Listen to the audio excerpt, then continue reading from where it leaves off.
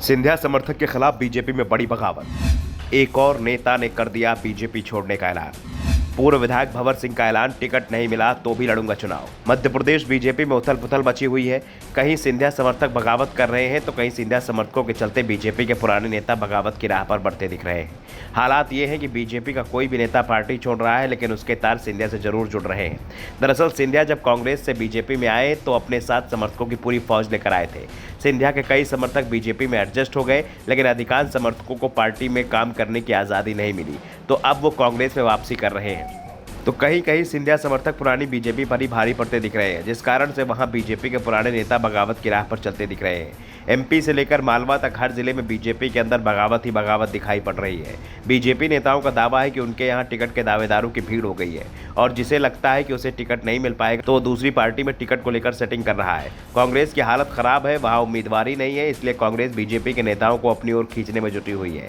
इस बीच बीजेपी के अंदर की बगावत बढ़ती जा रही है। बीजेपी के वरिष्ठ नेता और बदनावर सीट से पूर्व विधायक रहे भंवर सिंह शेखावत ने विधानसभा चुनाव लड़ने का ऐलान कर दिया है। शेखावत ने साफ कर दिया कि बीजेपी उन्हें टिकट देती है तो वो बीजेपी के टिकट पर चुनाव लड़ेंगे और नहीं देती है तो फिर निर्दलीय चुनाव लड़ेंगे। यानी शेखावत का चुनाव लड़ना तय है और ये भी तय है कि उन्हें बीजेपी का टिकट नहीं मिलेगा। शेखावत ने साफ कर दिया कि बदनावर विधानसभा क्षेत्र की जनता चाहती है कि मैं एक बार फिर से बदनावर विधानसभा सीट से चुनाव मैदान में आऊं। उन्होंने कहा कि मैंने अपनी पार्टी के सामने अपनी बात रख दी है। इससे पहले कई दिनों से भंवर सिंह शेखावत के कांग्रेस में जाने की अटकलें लगाई जा रही थी, लेकिन शेखावत ने साफ कर दिया कि वो या तो बीजेपी से लड़ेंगे या फिर निर्दलीय मैदान में उतरेंगे। कांग्रेस या दूसरी पार्टी चुनाव नहीं लड़ेंगे। शेखावत ने कहा कि बदनवार की जनता अब परिवर्तन चाहती है।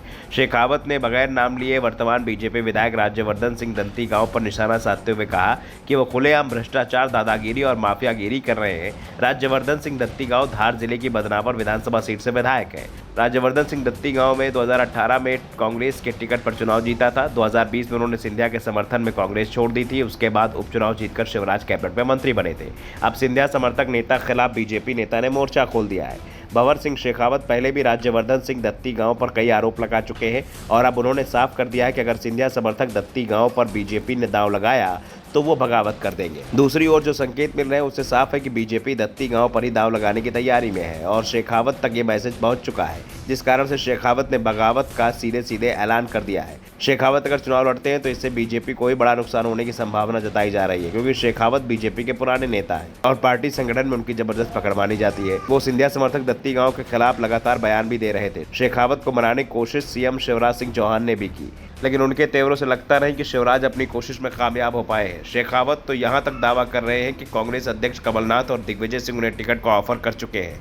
कांग्रेस की ओर से उन्हें बदनवार सीट से चुनाव लड़ने को कहा गया है, लेकिन शेखावत ने कहा है कि वो निर्दलीय ही चुनाव लड़ना पसंद करेंगे। Bureau report, the Navdarpan news.